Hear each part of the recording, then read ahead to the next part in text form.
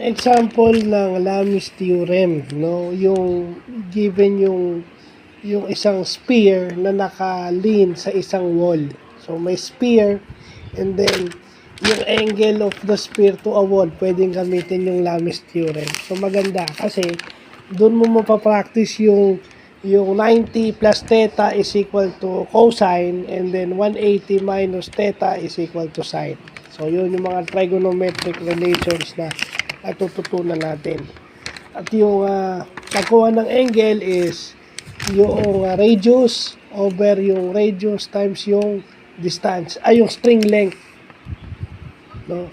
Yung radius over radius plus yung string length.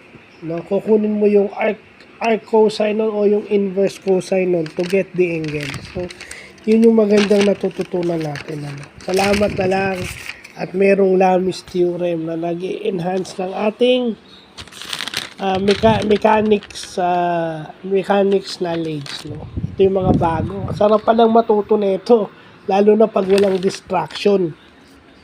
No, hindi mo iisipin kung babaksa ka kasi walang grades. Ikaw lang, ako lang. So again, New Year, bagong knowledge po. So, yun lang pa.